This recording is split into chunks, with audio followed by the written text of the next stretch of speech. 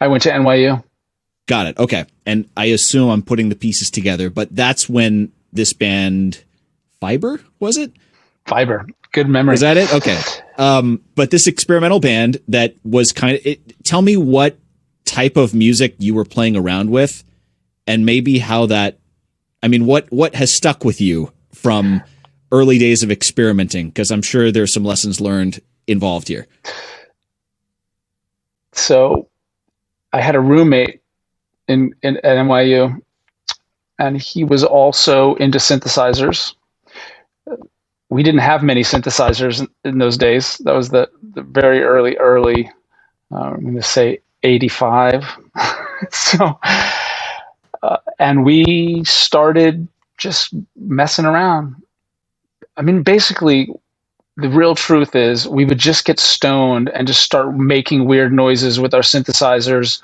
And we were like, this is cool.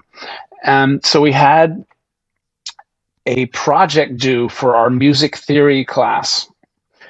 And we met this other guy in the class, and he was a percussionist. So we invited him over to our dorm room. We all got stoned, and we started jamming. And this is amazing. This is what we're going to do for our project. So we took all the instruments into the class and did that.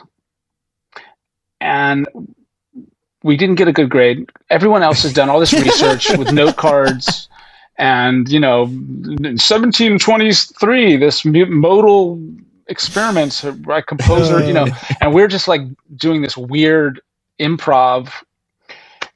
But we kept doing it for the next 12 years, and we played in every little weird East Village art club in a basement for 6 people. Yeah, for free, probably a lot of them for free. But it was a lot of fun. Why was it called Fibre? Is that like fiber optic, or were you guys fans of like Nutri-Grain bars? Like what? We did spell it Fibre. Oh, so maybe that gives you some idea. I have no idea, but just came up with it. That was it. But it was good times. A lot of improv. Most of our shows for the first 9 years were all completely improv. We never did anything. And then for the last few years, we actually turned some of the improvisations into compositions and then would go out and perform those. So every show is different then. No one's like, oh, play my favorite track from last week. Every show is different. And we ended up with the perspective that when you do that type of performance, when it's very weird music, there's only going to be a percentage of it that's good.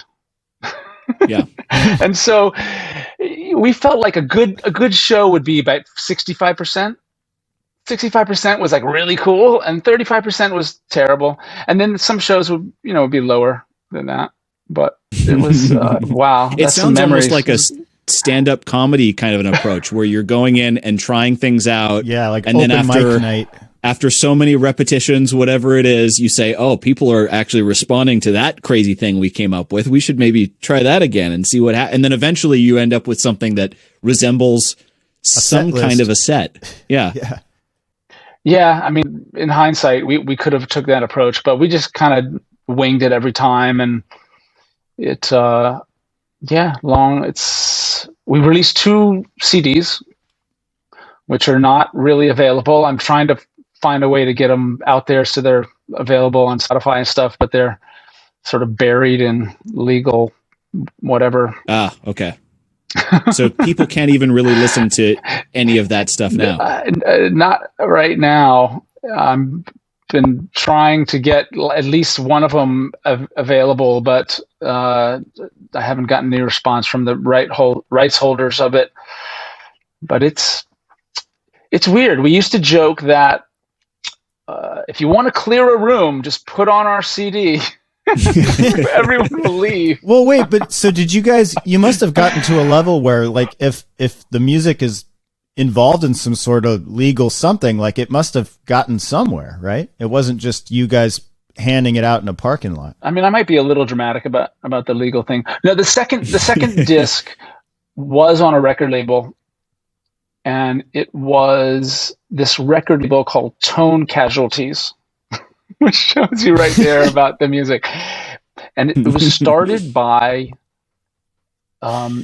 these famous animators, Klasky Chupo. They created Rugrats. Rugrats. Uh-huh. And one of them was also an experimental musician and created this label.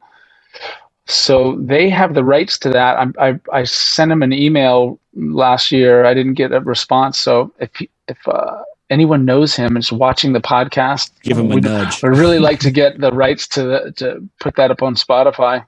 Maybe you can ask Mark Mothersbaugh. He might know them. That's true. Okay, that's a good thing to remember.